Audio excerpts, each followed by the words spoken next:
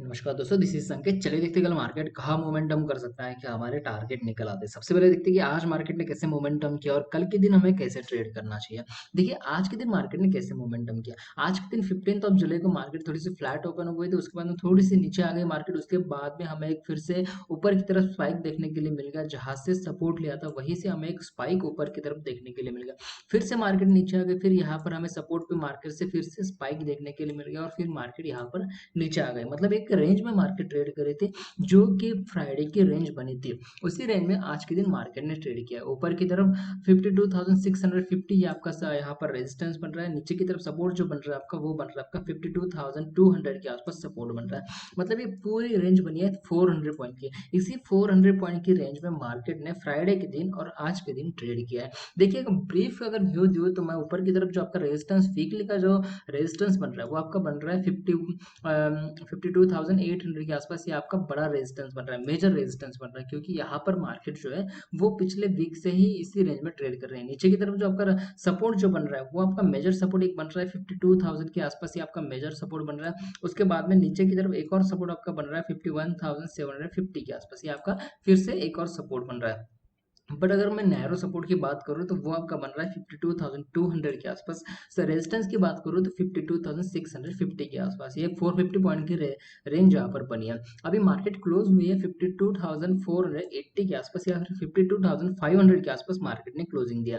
ऊपर की तरफ आपका रेजिस्टेंस क्या बन रहा है 52,650 के आसपास। अगर मार्केट यहाँ से ऊपर जाती है, 15 मिनट की कैंडल अगर ऊपर की तरफ क्लोजिंग देती है, यहाँ पर ध्यान रखिए अगर मार्केट फ्लैट ओपन होती है, गैप अप भी मार्केट अगर ओपन होती है, उसके बाद में थोड़ी सी मार्केट ऊपर जाती है और अगर 15 मिनट की कैंडल ऊपर की तरफ क्लोजिंग देती है तो हमें एक थोड़ा सा नीचे की तरफ पुल बैक देखने के लिए मिल सकता है, या फिर सीधी मार्केट यहाँ पर ऊपर जाने की कोशिश कर सकती है।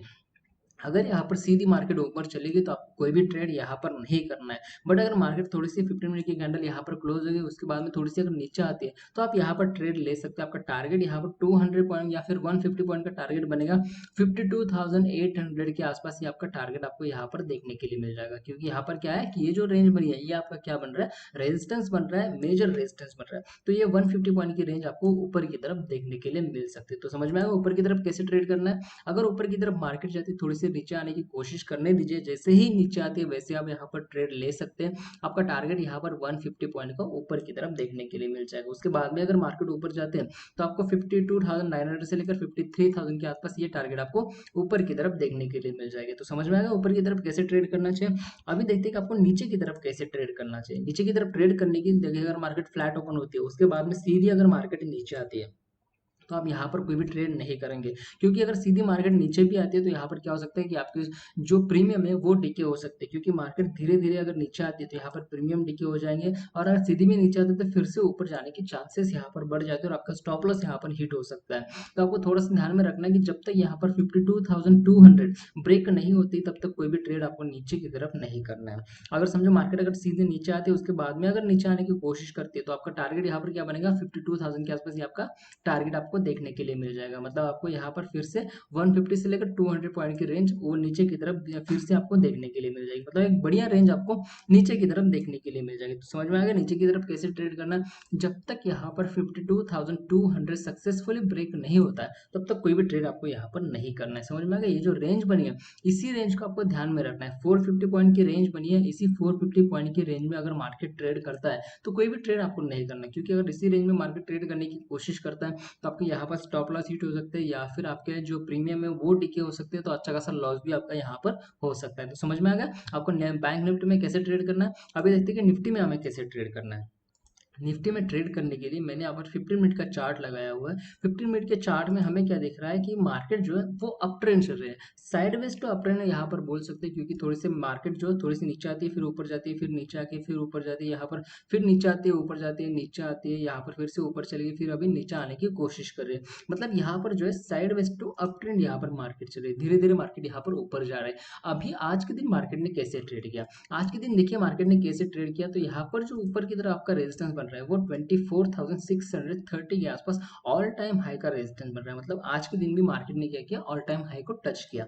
जैसे ही मार्केट ने ऊपर की तरफ ऑल टाइम हाई को टच किया तो वैसे ही मार्केट थोड़ी सी नीचे आ गई यहाँ पर। अब जो ट्रेंड लाइन यहाँ पर बन रही थी, ये ट्रेंड लाइन यहाँ पर ब्रेक हो गई है। जैसे ही मार्केट ने ट्रेंड लाइन ब्रेक कर दी, तो अभी कल के दिन देखना है हमें कि कैसे ट्रेड कर सकते हो। ऊपर की तरफ जो आपका रेजिस्टेंस बन रहा है वो बन रहा है 24,630 के आसपास। नीचे की तरफ आपका सपोर्ट जो बन रहा है वो बन रहा है आपका 24,540 के आसपास, ये सपोर्ट बन रहा है।